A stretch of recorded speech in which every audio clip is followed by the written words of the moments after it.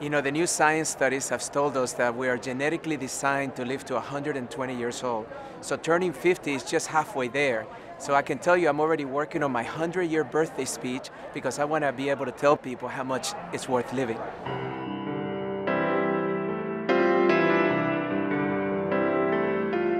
The secret of the mind is that whatever prison you find yourself in, you can figure out a way to work your escape. Because there's always an answer. The mind is good at finding answers.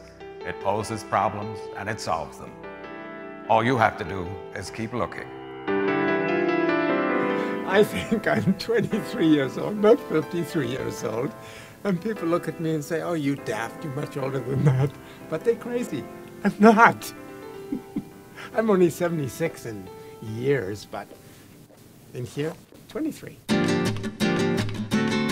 I really see that the world is changing. We're getting into nutrition, exercise, positive thought. You know, it's important that we set goals for ourselves for the next phase of our lives. And the reason for that is because we have to have a purpose for living those 50 years.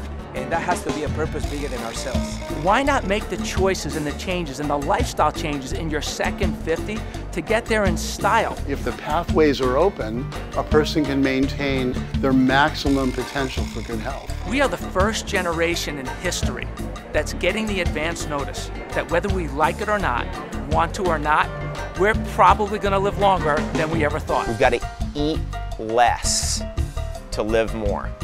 Eat foods that are richer in nutrients and lower in calories, that are higher in fiber and lower in calories. Those are the types of foods that allow us to eat less and live more. Oh yeah, you should always, eat with as many vitamins as you can lift. Yeah, and fresh food by the bale. And you get muscles just from lifting the food into your face. I am 76. Wonder what it would be to feel like there's infinite space in here. The shoulders could come out and play. Our relationship to gravity is probably one of the most central and foundational things, and that's what I've seen, because it has an influence on the neurology and the brainstem and brain function. Certainly one of the great secrets of ageless vitality is a fluidity of being now. Aging is, as we know from the biology of belief, is very significantly tied up into our perceptions and attitudes about life. The most magnificent being you'll ever be is you. So you want to be you and be true to yourself and do something inspiring, and know you want to set goals for 10, 20, 30, 40 more years, 50 years, because if you don't, you're going to end up having decay.